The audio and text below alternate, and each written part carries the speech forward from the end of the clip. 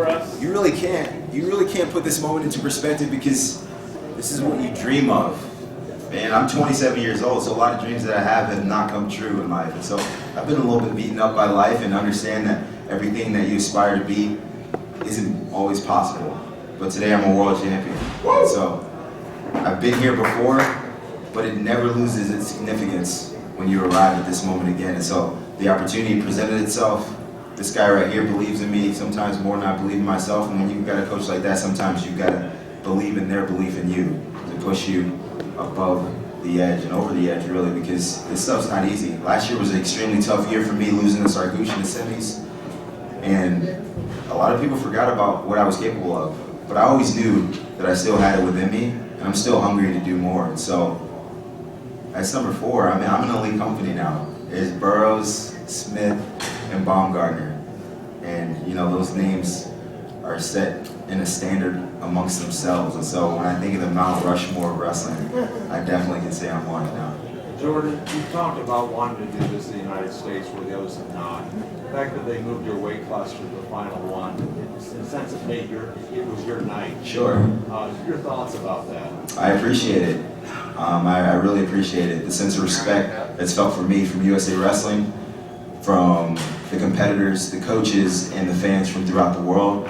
And I've been fortunate enough to be in this position a number of times, but this time was extremely special, very sweet for me. My family was in the stands.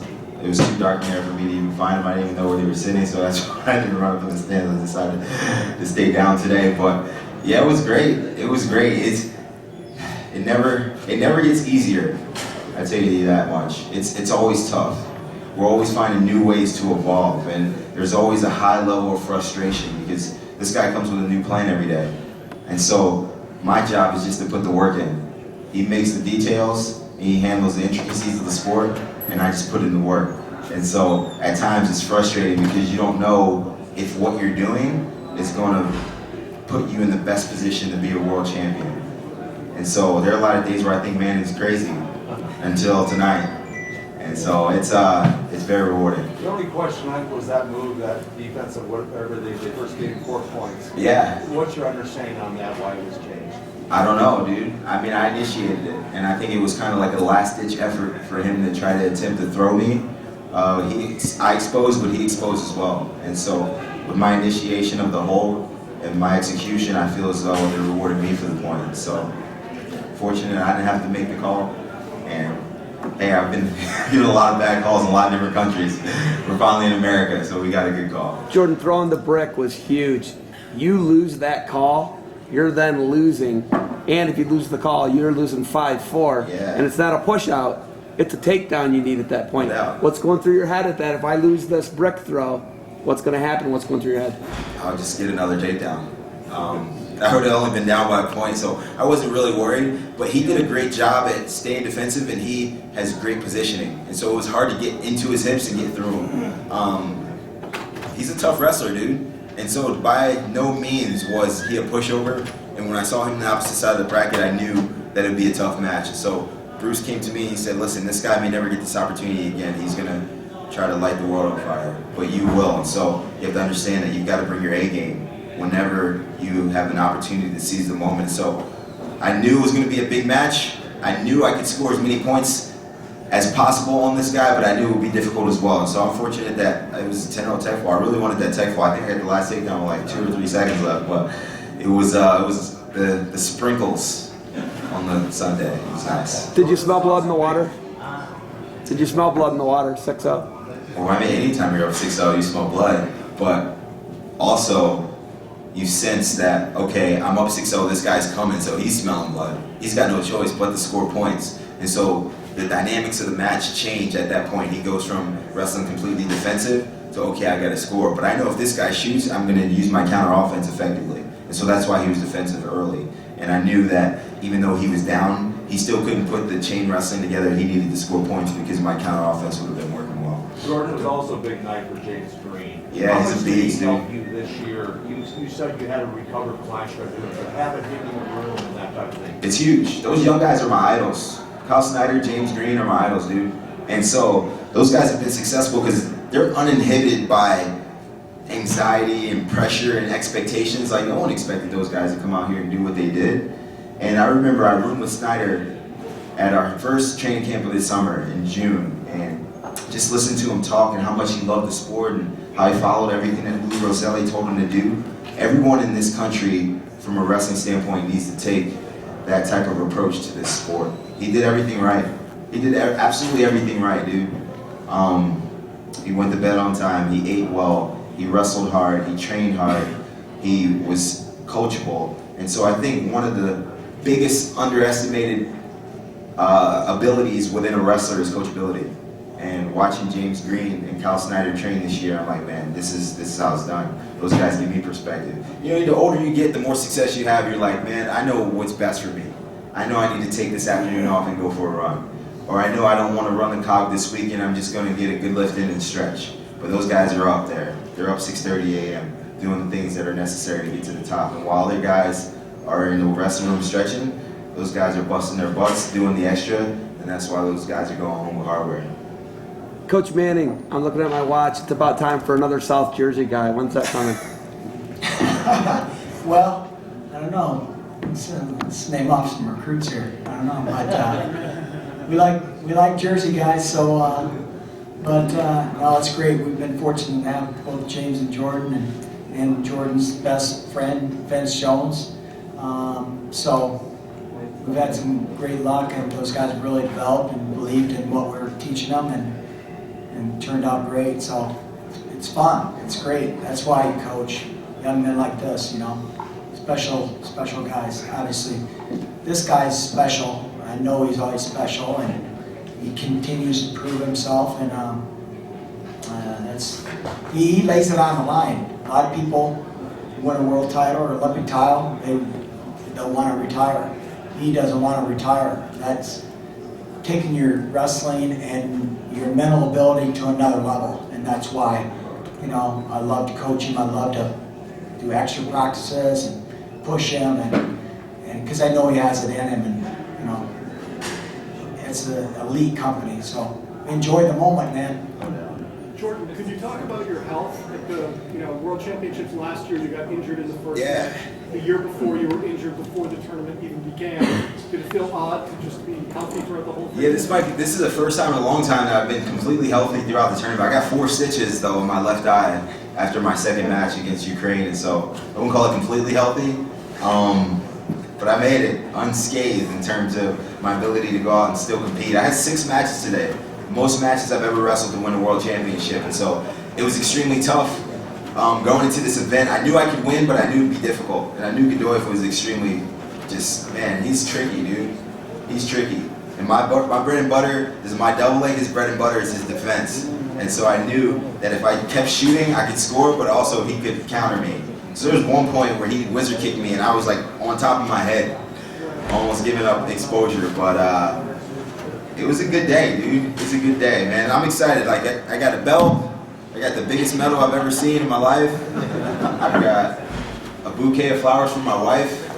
Even though these are free, so she probably won't appreciate them as much as I actually went and bought them from Burroughs. But it's a good day, man. It's a good day. I've got, you know what's funny is, so I brought some nice dress clothes with me this morning. So we left the hotel at 9 a.m. And whenever I leave for an event, I always bring everything I'm going to need for the entire day, like I'm going to win it. And so when I went to the Olympic Games, I brought my podium outfit at 7 a.m., even though I didn't even know if I was going to be a medalist at that point in time. And so I brought my nice outfit here. I brought my gold shoes with me, and they sat by my locker all day. And so I try to speak things into existence. And I've been extremely grateful with the coaching staff I had around me. My wife has been extremely supportive, my family as well, and that's what it's really all about for me, just surrounding myself with good people. I've just had to put in a lot of hard work to get to this level, but that's it. It's just hard work. And so I try to keep it in perspective. I'm extremely grateful and thankful for this opportunity, man. A lot of times you forget about what really goes into this. And so I actually read a book that Manny requested and recommended to us. It was called How Champions Think by a golfing guru named Dr. Bob Rotella. And so inside of the book, it said that you should smile before you do anything difficult or strenuous, because it really changed your attitude and your approach when going to the event. So if you know me, when I'm wrestling, I ain't smiling. And so I smiled a lot today. and I was a very happy man. And so that perspective has really helped me to enjoy and engage in the process. Understand that you don't always get these opportunities. This could be the very last time I'm here having this press conference, but I'm here. And as of September 12, 2015, I'm a 4-time world champion. You're very humble. You're close to your chasing legacy. Yeah. Is that on your mind? For sure. I want to catch John Smith. That's always been the goal. I'm at 4 now, dude. I'm getting close. I'm on him. John, if you're watching this, I'm on you, bro. Yeah, he's got 6. He's got 6. How much of that play into those games, man? It's huge. But for me, I'm just enjoying the process. Like if I ended and didn't pass him, I'd still be extremely successful. And so it's just all about perspective, having the peace of mind knowing you did your best. And so realistically, I try to set my goals extremely high. Who's the best wrestler that ever did it? All right, John Smith in America. So I want to pass this guy. If you don't pass this guy, you fall short. I'm still a 4-time world champion. And so I try to have profound goals. I try to set my own realistic goals. I break my own barriers. And so it's been difficult, man, but I have a lot of help. Coach Manning, I started working with a functional medicine doctor this year back in Lincoln, Nebraska. His name is Dr. Greg Mongeon, and he's helped me tremendously with my nutrition, going gluten-free, carb-free, grain-free. A lot of bad stuff out of my diet, getting adjusted multiple times a week. Just the little things. It's like, how do you find the little things? Obviously, you're not going to learn a new move every year. Like, oh snap, I'm coming back next year just headlocking people and throwing lateral drops. I'm just trying to change the little things that are going to help me get to that next level. And so I've had help from Manning, Dr. Greg, our lifting, strength, and conditioning coach back in Nebraska, Boyd Epley and Brian Committa have been extremely helpful. And it's just a huge amount of help that's gone into this. I remember, actually Zeke Jones told me this story. It was by Dave Schultz. And so after he won an Olympic gold medal in 1984, he said that if I broke down my gold medal and gave a piece to every single person who has helped me reach this level of success, my medal would be virtually dust. And so I don't know about this one, it's kind of big, but his would have been dust. And so think about that. Every time someone's helped you, whether it's your coach that's taught you a new move, your mom that's driven you to a tournament, your dad bought you a new pair of wrestling shoes, or a janitor who left the heater on in the wrestling room at 7 a.m. when you were in high school. Those guys have helped you reach your peak. And so this isn't just a one-year thing. This isn't just 2014 to 2015. This is a lifetime. I started wrestling when I was 5 years old. I'm 27 now, and so 22 years I've been doing this. And this guy right here, the guru. Man, it's been great having Bruce around, dude. You know what's interesting? Like when we first heard that we were getting a new coach, Zeke was stepping down and going to be the head coach at Arizona State, I was remiss. I was like, man, what the heck, dude? I don't know anyone else in the system. I haven't been familiar with anyone, but he stepped in and he's really helped me embrace the technique and the technical side of the sport, but also enjoying it. Every time I ask this guy, how's he doing? He's like, capital. It's a great day to be alive, and he brings like a fire to every single practice. He gets us excited about what we need to do. And so like when he became coach, I'm like, all right, I don't know Bruce. He actually coached against me at Navy, but I'm gonna buy into everything he tells me. So when I'm in Nebraska, this is the man. When I'm in Colorado Springs and anywhere else, this guy's a man. And I'm here, so it's good stuff. Can you talk about what gets that fire in your belly? Like when you were wrestling, now you won 10-zip. Yeah. To the second place finisher. You're so far above these guys. I'm not What's though. that fire in your belly? I'm really not. It's just it's matches. It went from being possibly 5-4 to being 10-0, and so that dynamic really changed the match. And it's really not easy, dude. It's all depending on sequences. If you look at the video, it wasn't even close. Yeah, it's sequential though. You never know what could happen in each moment. Guy's really dangerous. The Indian at 74 kilos for the bronze medal, he was about to get tech faulted, and he threw a huge headlock and got a pin. And so that's the stuff that I'm always aware of, and I understand that I try to be savvy and understand what point I'm at in the match, but I really wanted to get that tech fall. And so I'd risk getting headlocked to finish off 10-0 and go out with a bang. The rules have changed since Yeah. you started in 2011. How do you view, the current structure? I love it. I love wrestling. I love freestyle wrestling specifically. if anyone from the NCAA is watching this, change college wrestling to freestyle wrestling. That'd be ideal. I love it. I love freestyle. And so since leaving the NCAA scene, I've stayed at the University of Nebraska. So I've been in Nebraska now for 9 years. I graduated from college in 2011. I've stayed there for the last 5 years, and it's been great for me. And the styles change, but I still wrestle folk style sometimes with the guys in the wrestling room, but those guys help me significantly. We got a young guy now named Tyler Berger. He's going to be our starting 157-pounder. He's 4-time state champ from Oregon, 2-time Flow National champ. This dude's a beast. And to watch the growth and progression that he's made, you know, not to toot my own horn, but from wrestling with me every single day is incredible. And so I think he can take on anyone in the country.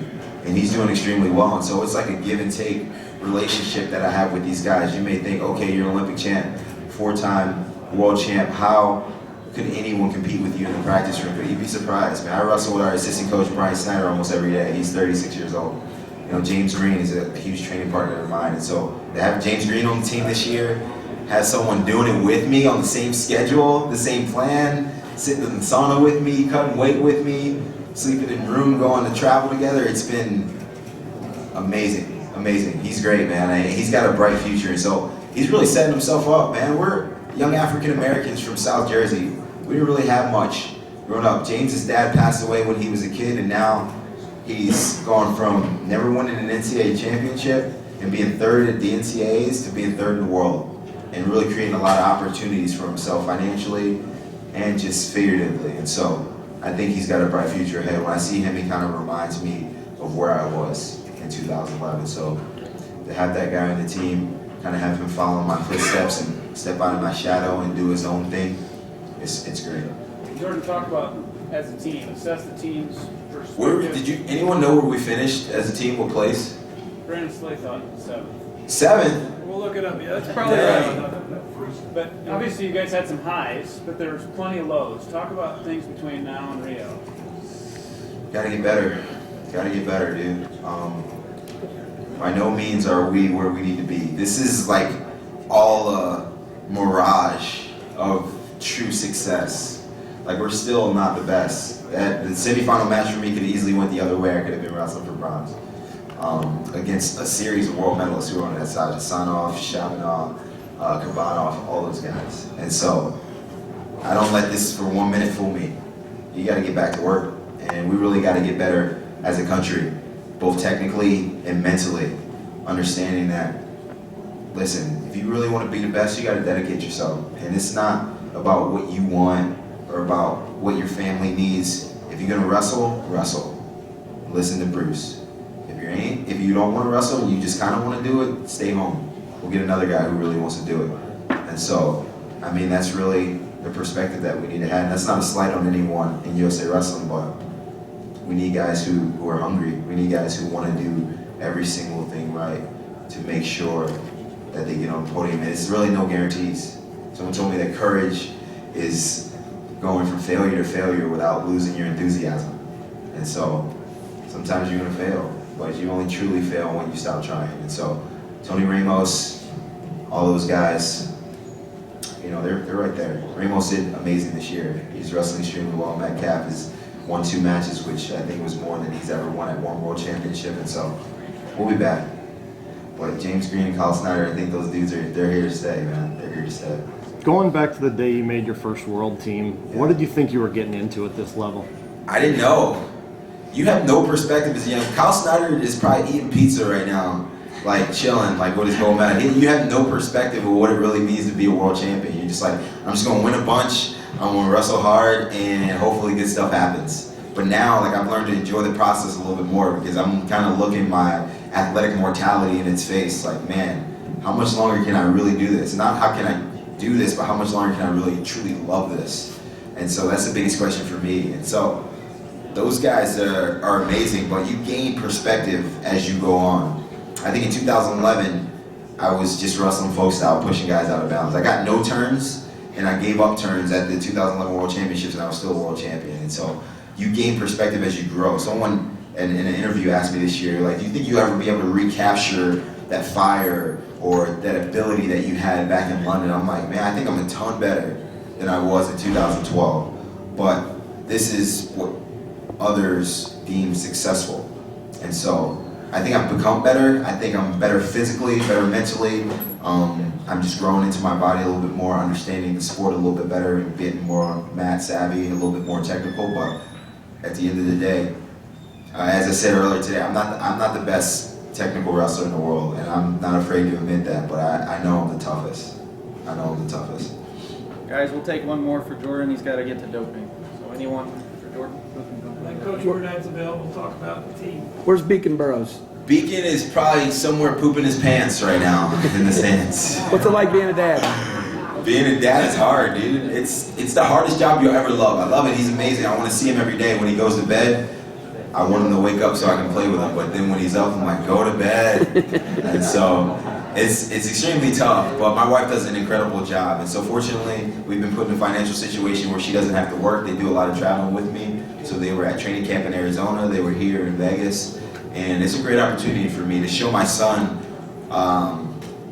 and be just a reminiscent of what real success looks like and what hard work is. And so he doesn't quite know. He doesn't understand what hard work is. You know, for him, he just wants to just play all day and suck on mom's boobs. And so now I'm trying to. And one day when he watches videos of dad and he sees these interviews and he sees my wrestling matches and he sees my training regimen, he'll understand, like, all right, this is how it's done. If I want to be like dad, this is how I gotta do it. Thanks, Jordan. Congratulations. Thanks, guys.